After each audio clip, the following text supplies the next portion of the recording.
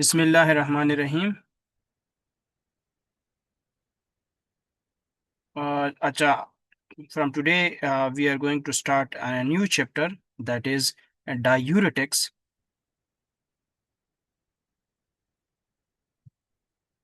Let me share the PowerPoint with you people. So आप लोग को नजर आ रहा है PowerPoint प्रेजेंटेशन? Yes sir. ठीक है। So this is the last chapter before mid term exam. Final term के लिए फिर हम एंटीबायोटिक जो है वो डिस्कस करेंगे। ठीक है।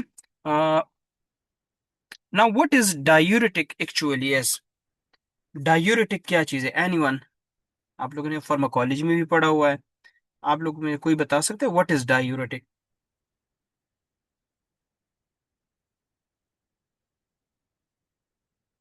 एनीवन?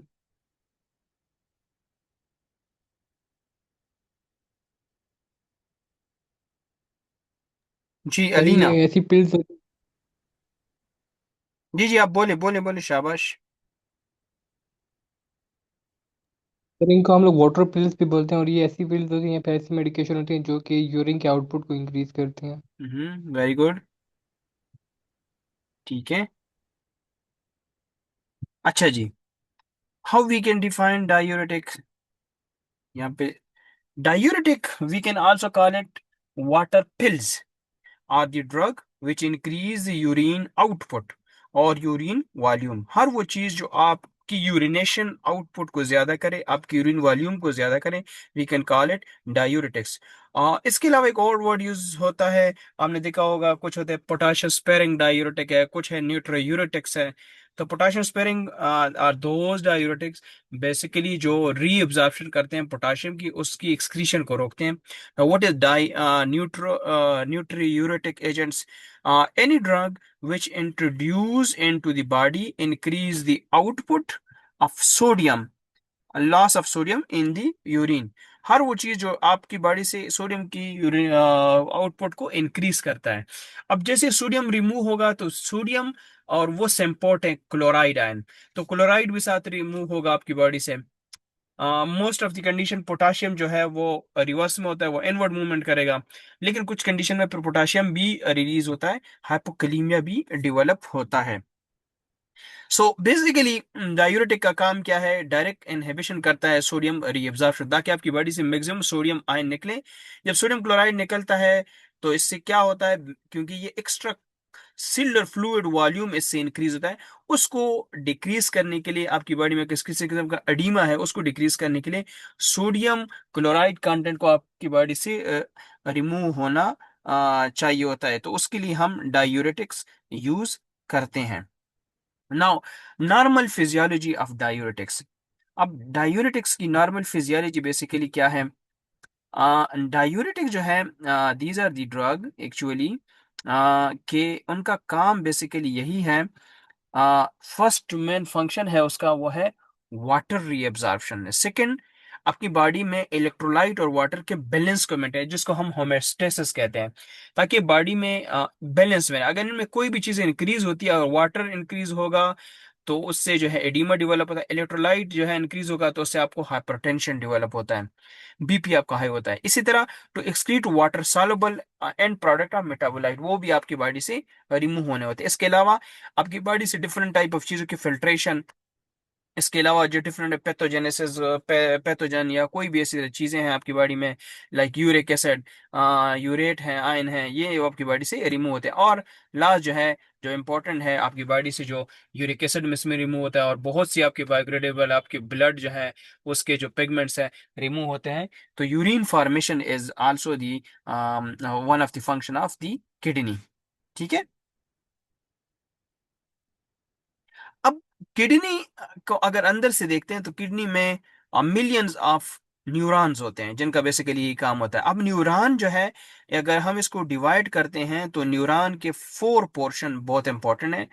अगर आप इसमें देखें, मैं आपको इस हाइलाइटर से मेंशन कर लेता हूं, इस जगह को अगर आप देखें, दिस वन, ये जो एरिया है आपका, This is proximal convoluted tubule. Then this portion, look at this blue. This is the ascending loop of Henle. This is the descending loop of Henle. और बेसिक जो लो ऑन हैंड है वो ये नीचे जो है। और फिर आखिर में जो है आपका जो है जिसको हम कलेक्टिंग डक्ट या लेट डिस्टल कन्वोल्यूटेड ट्यूब्यूल भी कहते हैं, दैट इज दैट पोर्शन। तो ये डिफरेंट जगह हैं जहाँ पे कुछ जगहों पे रीअब्जॉर्प्शन हो रही है, कहीं पे फिल्ट्रेशन हो रही है। और ये सारा कुछ कहाँ से आता है? जो आपको रेड नजर आ रहा है, ये रेड लाइन नजर आ रही है, ये बेसिकली आपका इसमें ब्लड आता है आपकी बॉडी से, आर्ट्रियोल्स हैं।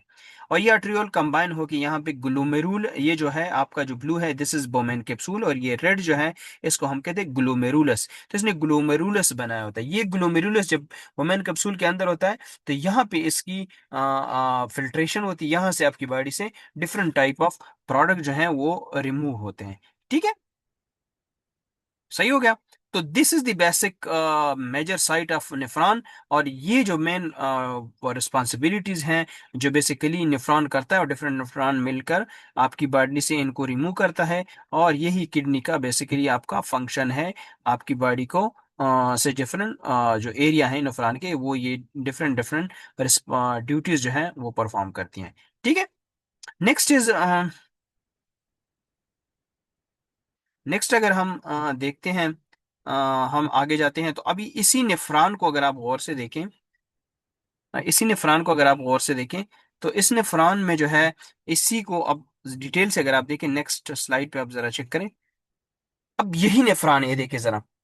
अब डिफरेंट जगहों पे डिफरेंट फंक्शन हो रहा है आपकी बॉडी इससे। और डिफरेंट ड्रग का कहाँ पे रोल है, डायरेटिक्स का जो ये डिफरेंट वो कर रहा है, जिससे डिफरेंट टाइप ऑफ चीजें जो है आपकी बॉडी से या एक्सक्रीट हो रही हैं, या फिल्टर हो रही हैं, या रीअब्जॉर्ब हो रही हैं, वगैरह वगैरह। Now look at this portion, the first one as I have mentioned, that is proximal convoluted tubule। यहाँ पे सोडियम बाइकार्बोनेट की रीअब्जॉर्प्शन हो रही है, सोडियम क्लोराइड की रीअब्जॉर्प्शन हो रही है, वाटर जो है रीअब्जॉर्ब हो रहा है, क्योंकि शुरू में जो ग्लोमेरुलस से जो वोमेन कैप्सूल की तरफ आता है, तो मैक्सिमम ऑफ द आपकी जो ब्लड में आता है, मोस्ट ऑफ चीजें जो है वहां पे से फिल्टर होती हैं। फिर इसमें मोस्ट ऑफ द चीजें दोबारा जो है रीअब्जॉर्ब होती हैं। ठीक है, तो ये जो ऊपर का जो पोर्शन है जहाँ पे मोस्टली ये होती हैं रिब्जार होती, that is cortex of your kidney. दस आपकी किडनी दो हिस्सों में डिवाइड होती है, एक को हम कहते हैं कार्टेक्स, दूसरे को हम कहते हैं मेड्यूला। और नीचे जो पोर्शन दैट इज मेड्यूला। अब कार्टेक्स में इसके अलावा अगर आप एसेंडिक लूप ऑफ हेनले को देखें, यहाँ पे पोटाशियम की रिब्जॉर्प्शन होती है, कैल्शियम की होती है, magnesium, sodium and chlorides as well. इसी तरह अगर आप देखें नीचे जो है डिसेंडिंग लूप ऑफ हेनले जो है, जहाँ पे 10 डिसेंडिंग लूप ऑफ हेनले है, यहाँ पे वाटर की रिब्जॉर्प्शन होती है। अब डिफरेंट ड्रग जो है उनका कहाँ कहाँ पे रोल है। अब ये आपको 1 2 3 जो मेंशन किया गया है, ये देखिए 1 जो शुरू में है आपका प्रोक्सिमल कन्वर्टर, जहाँ पे सोडियम बाइकार्बोनेट की रिअब्जॉर्प्शन हो रही है, इसी को इनहिबिट करता है बेसिकली एसिटोजोलामाइड। और that is the role of acetazolamide, is that is working as a diuretic, ताकि ये आपकी बॉडी से रिमूव हो सके, ना कि रिअब्जॉर्ब हो सके। Second is osmotic agent, that is mannitol. Osmotic agent जो है मिनिटॉल अगर आप देखें, तो मिनिटॉल जो है उसका जो रोल है that is in the collecting duct and proximal convertible and then ascending loop है। हर वो जगह जहाँ पे वाटर की एब्जॉर्प्शन हो रही है, मिनिटॉल क्या है वो उनको वहां से वो कर रहा है, इनहिबिट कर रहा है। तो जब मिनिटॉल उसको रोकता है तो क्या होगा, आपकी बॉडी से मैक्सिमम ऑफ वाटर जो है वो आपकी बॉडी से रिमूव होगा। इसी तरह जो है थर्ड 3 को अगर आप देखिए, 3 पॉइंट जो है आपका 3 कहाँ पे हो रहा है, ये बेसिकली आपका जो असेंडिंग लूप ऑफ हेनले है, उसका thick ascending loop of Henle है, जहाँ पे मैक्सिमम ऑफ इलेक्ट्रोलाइट की रिअब्जॉर्प्शन हो रही है, इसको ये इनहिबिट करता है, दैट इज लूप डायूरेटिक, जिसको हम फ्यूरासामाइड कहते हैं। इसी तरह जो है अगर आप देखें थायजाइड डायरेटिक्स को देखें, that is have a role. तो अगर आपको ये पिक्चर याद होगी, तो आपको maximum of the diuretic drug जो है उनका मैकेनिज्म ऑफ एक्शन क्लियर होगा। ठीक है ना। इसी तरह जो है थायजाइड डायरेटिक देखें, तो वो जो अगर आप देखें वहां पे डिस्टिल कन्वॉल्यूटेड ट्यूब्यूल को देखें, और वहां पे उसका रोल है, और some role in the thick ascending descending loop of Henle है, जहाँ पे ये बेसिकली सोडियम क्लोराइड को जो है उसकी रीअब्जॉर्प्शन को इनहिबिट करता है। इसी तरह अल्डोस्टेरोन एंटागोनिस्ट जो है कार्बनिक एनहाइड्रेज इनहिबिटर जिसको हम कहते हैं, ये जो है इनका जो रोल है basically that is at position number, देखिए डेस्टिल कन्वॉल्यूटेड ट्यूब्यूल में बेसिकली वहां पे अल्डोस्टेरोन क्या करता है, सोडियम क्लोराइड की रीअब्जॉर्प्शन को इनहिबिट करता है। और लास्ट जो है ADH anti diuretic hormone antagonist जो है, that is have also role in the position at the distal convoluted tubule. और वो भी क्या कर रहा है बेसिकली, एंटी डायूरेटिक हार्मोन क्या उसका क्या रोल है, वो उसका रोल है वाटर की रीअब्जॉर्प्शन को इनहिबिट करना, ताकि वाटर मैक्सिमम आपकी बॉडी से रिमूव हो सके। हाँ, एडिमा लाइक कंडीशन जो है वो हो सके इस तरह, जो अगर आपको हाइपर टेंशन है, बीपी का वो है, वो भी डील हो सके। ठीक है। नेक्स्ट और पावर फोर्स पे जाते हैं। अब ये जो हम बार बार यूरिन की बात कर रहे हैं, तो यूरिन तीन किस्म की यूरिन यूरिन हो सकती है। एक को हम कहते हैं नॉर्मल यूरिन, जो नॉर्मल आपकी होती है, जो दिन में खास लीटर है, लीटर ऑफ वाटर जो है आपकी बॉडी से रिमूव होता है। ठीक है ना। एक होता है ओलिगो यूरिया, जब आपको जो है यूरिन नॉर्मल से कुछ थोड़ी सी कम जो है आप यूरिनेशन करते हैं। और एक होती है पोली यूरिया, जब आपकी यूरिनेशन की क्वांटिटी जो होती है वो ज्यादा होती है एज कम्पेयर टू नॉर्मल। इसको हम कहते हैं three types of urination. Next, हम डायरेटिक यूज बेसिकली तो मैंने बता दिया कि डायरेटिक है, डिफरेंट कंडीशन में यूज, क्या क्या फंक्शन है किडनी के, वो मैंने बता दिया। अब बेसिकली जो है डायरेटिक का मेन इफेक्ट रोल क्या है, किन किन डिजीज में ये बहुत ज्यादा this drug is effective. One is just cardiac failure में, सेकेंड इज नेफ्रोटिक सिंड्रोम में, third one is chronic hepatic diseases में, fourth one is hypertension, and then pregnancy associated edema, so to remove the different type of electrolytes and the water content in your body, and the last one is liver cirrhosis. And these type of condition the diuretic are very beneficial.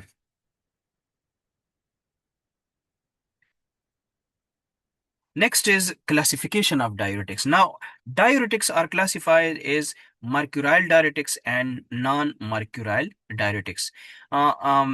दो किस्म के major classes हैं diuretics के, one is mercurial, the second one is non mercurial diuretics। एक minute.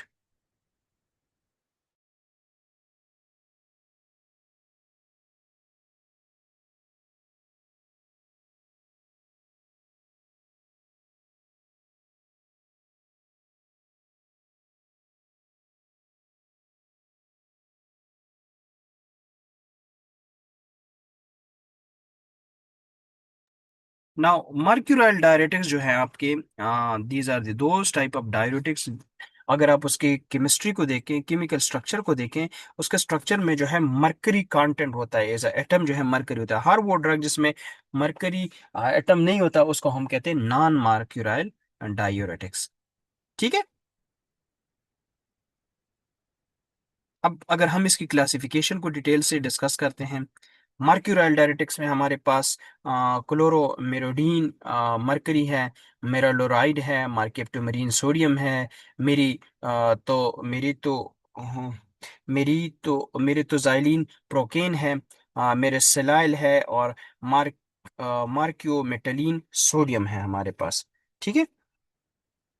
इसी तरह अगर हम नॉन मार्क्यूराइल डायरेटिक्स की बात करें, तो एक वास्ट क्ला वो है जो आप लोगों ने फार्माकोलॉजी में डिटेल से भी पढ़ा होगा। On the base of chemical structure हमने डिफरेंट टाइप ऑफ क्लासेस में, सब क्लास में डिवाइड किया है।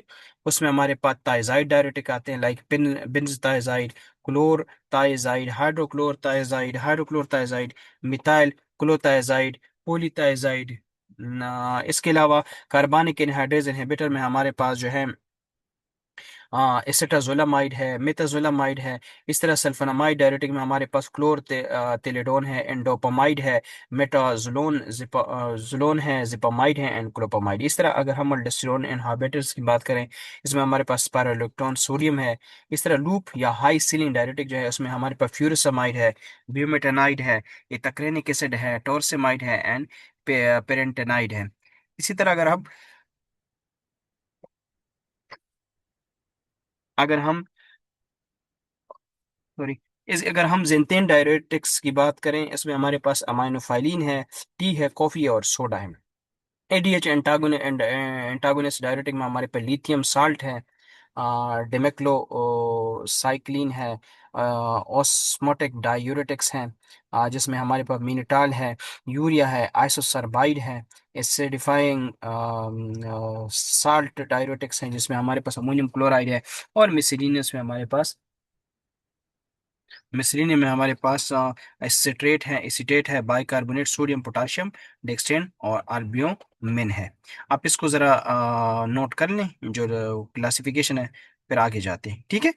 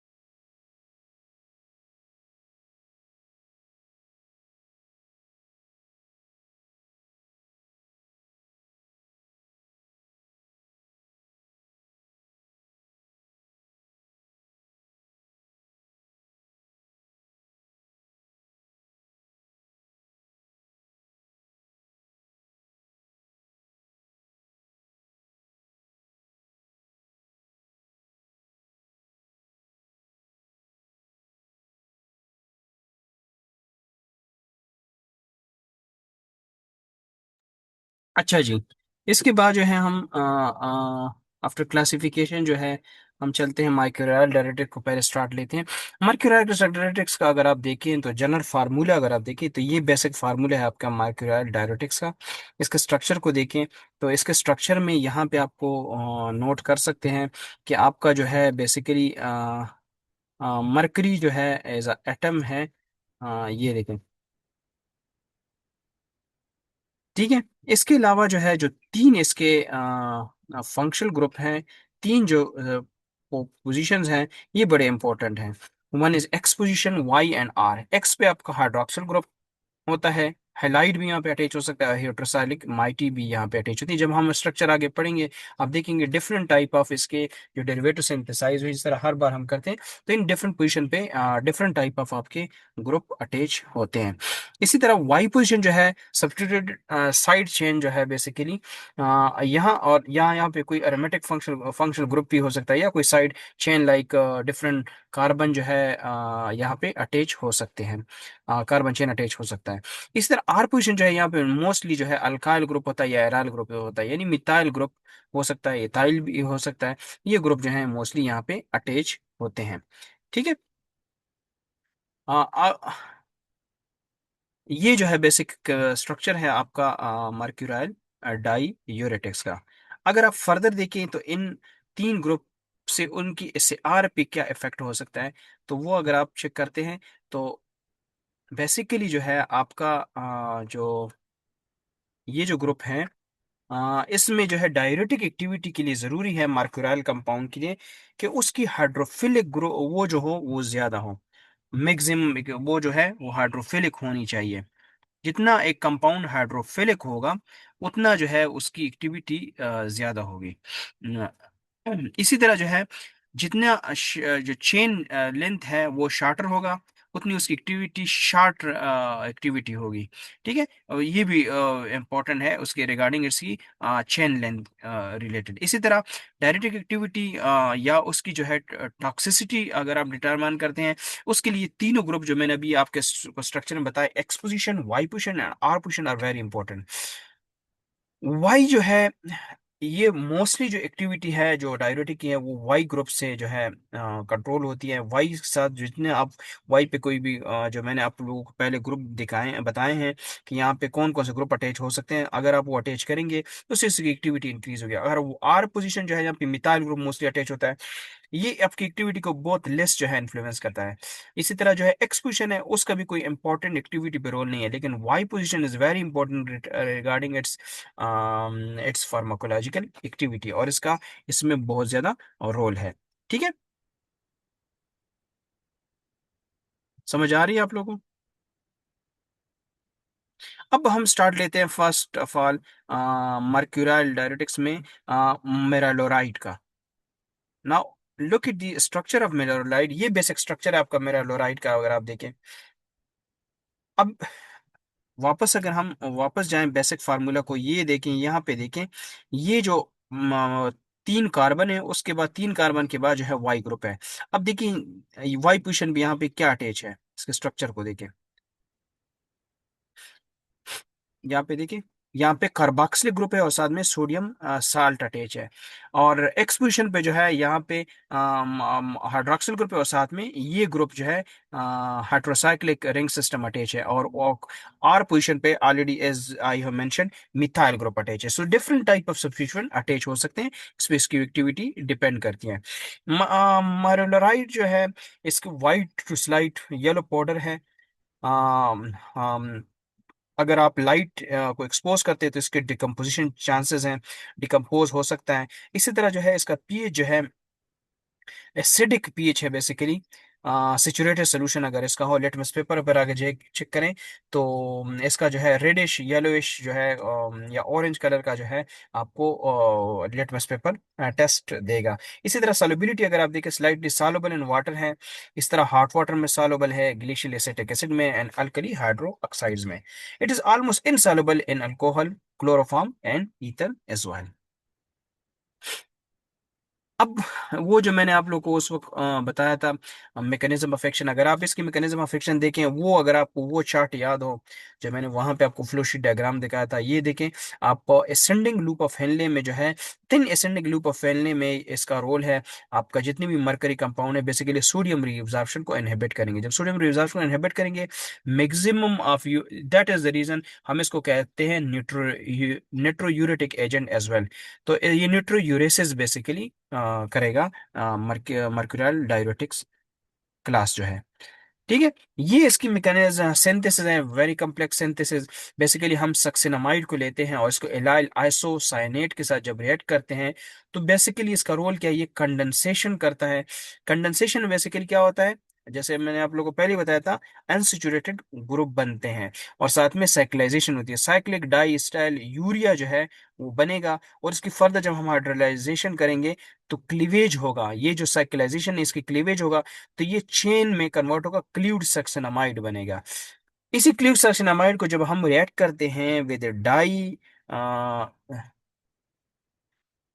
डाई डाई इसिटेट मरकरी के साथ जब रिएक्ट करते हैं in the presence of methanol, तो ये जो है बेसिकली कन्वर्ट होगा हाइड्रोक्सी मरकरी डेरिवेटिव में। और फिर इसको लास्ट स्टेप में, जिस तरह मैंने आपको कहा कि exposition is very important regarding it's activity, तो एक्सपोजिशन में जब हम इसको थ्यूफाइलिन के साथ रिएक्ट करते हैं, थ्यूफाइलिन के साथ रिएक्ट करेंगे तो ये कन्वर्ट होगा इनटू मेरालोराइड। और ये थ्यूफाइलिन जो है ये अटैच कहाँ पे होता है, ये बेसिकली अटैच होता है आपके एक्सपोजिशन पे। ठीक है, तो ये बेसिक सिंथेसिस है आपका डायूरेटिक में मेरालोराइड का। ठीक है, इससे यार जो मैंने ऑलरेडी बताया कि वही तीन पोजीशन और को आपने डील करना है। यूजेस अगर आप देखें, एडिमा में यूज होता है, कंजेस्टिव हार्ट फेल्योर में यूज होता है, नेफ्रोटिक सिंड्रोम में यूज होता है, एंड हेपेटिक सिरोसिस में इसका रोल है। नेक्स्ट डोजेज अगर आप देखिए, यूजुअल इसका 1 ml जो है हम यूज करते हैं। 1 ml में क्या होता है, 39 मिलीग्राम मरकरी होता है, 43.6 मिलीग्राम ऑफ एनहाइड्रोथ्यूफाइलिन होता है। इसका जो है एक वो बनाते हैं हम, कम्प्लेक्स बनाते हैं, 1 to 2 times अ वीक हम देते हैं पेरेंट्रल 1 to 2 ml स्ट्रेंथ पे। ठीक है, next is mercaptomerin sodium. Mercaptomerin sodium को अगर आप देखिए, this is next drug belong to the meralluride, belong to the mercury class, mercury class को बिलोंग करता है। दिस इज सो, ठीक है। मर्केप टू मरीन सोडियम जो है, इसके अगर आप स्ट्रक्चर को देखते हैं, इसका स्ट्रक्चर यहाँ पे आपको मेंशन है, जिस तरह मेरा लोराइड का मैंने मेंशन किया, यहाँ पे भी अगर आप देखें तो देखें वाई पोजीशन पे जो है कार्बोक्सिलिक ग्रुप है, एक्स पोजीशन पे यहाँ पे जो है 5 मेंबर रिंग सिस्टम अटैच है, और एक्स आर पोजीशन पे as usual methyl group attach है। ठीक है। मरकब टू मरीन जो है, दिस इज वाइट पाउडर है बेसिकली, हाइग्रोस्कोपिक है, वाटर एब्जॉर्प्शन करता है, मेल्टिंग पॉइंट का 150 टू 155 डिग्री सी है, solubility freely soluble in water है, इस तरह सॉल्युबल इन अल्कोहल है, इनसॉल्युबल इन ईथर है, बेंजीन है एंड क्लोरोफॉर्म है। Mechanism of action as usual जो मैंने आपको डायग्राम में, फ्लोशी डायग्राम में भी मेंशन किया वही है कि ये डिफरेंट पोजीशन पे है, असेंडिंग लूप ऑफ हेनले में, thick ascending loop of Henle में, और प्रॉक्सिमल ट्यूब्यूल जो है वहां पे इसका रोल है, और ये सोडियम रीअब्जॉर्प्शन को इनहिबिट करता है। इस तरह इट आल्सो इनहिबिट थी, जिस तरह मैंने कहा कि सिंपोर्ट रोल है सोडियम क्लोराइड का, sodium ion and chloride ion, so inhibition of chloride reabsorption in distal tubule, इस तरह एनहांस करता है पोटाशियम एक्सक्रीशन को। तो पोटाशियम स्पेरिंग डायरेटिक्स में ये नहीं क्लासिफाई होता है, it lost the potassium. Potassium इसको हम कहते हैं हाइपोकलीमिया कंडीशन, हाइपोकलीमिया की तरफ लेके जाता है कंडीशन को। इसका मैकेनिज्म सिंथेसिस अगर आप देखें, बेसिकली हम कैम्फोरिक एसिड को लेते हैं, कैम्फर होता है, और कैम्फर के जब एसिड होता है, जब कार्बोक्सिलिक ग्रुप अटैच होता है, इसको हम कहते हैं कैम्फोरिक एसिड। इसको जब अमोनिया गैस पास करते हैं in the presence of allyl isocyanate, this will convert into in this intermediate compound. This intermediate compound in next step reacted with distate mercury in the presence of methanol. This will convert into mercury derivative as a acetate. फिर last step में हम इसको react करते हैं with sodium chloride salt and along with sodium thioglycolate and aqueous sodium hydroxide, तो ये convert होगा into मार्केप्टो marine sodium. तो बेसिकली क्या हो रहा है कि कैम्फोरिक एसिड जब हम इसका रेड करते हैं, तो एक तो ये हो रहा है कि साइकिलाइजेशन, जो कैम्फर 5 मेंबर रिंग सिस्टम है, साइकिलाइजेशन हो रही है, और दूसरी जो है हम इसको जो है इसके साथ जो है कार्बोक्सिलिक एसिड को रिएक्ट करते हैं, तो ये कन्वर्ट होता है, जिसका इसका वाई पोजीशन है वहाँ पे कार्बोक्सिलिक एसिड अटैच होता है, एक्स पोजीशन पे आपका 5 मेंबर रिंग सिस्टम है, और आर पोजीशन पे जो है आपका मिथाइल ग्रुप अटैच होता है। This convert into mercaptomerin sodium. अगर किसी ने नोट करना है तो नोट कर ले kindly.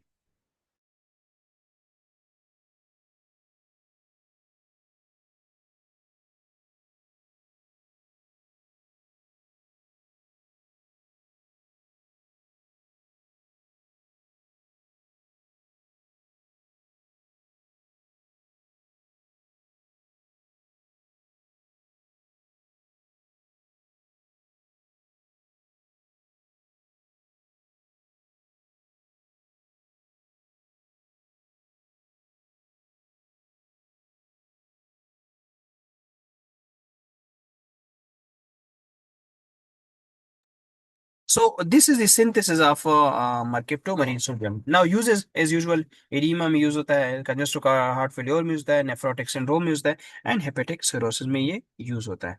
Doses usual 125 milligram once daily है, पेरेंट्रल जो है 15 to 250 milligram daily to weekly जो है इसका डोजेज है। सो ये जो है आपका बेसिकली सारा किस्सा है रिलेटेड टू मर्क्यूराइल डायरेटिक्स। उसमें हमने मरियोलराइड को डिस्कस किया डिटेल में, और मर्केप्टो मरीन सोडियम को डिटेल से डिस्कस किया है। ठीक है।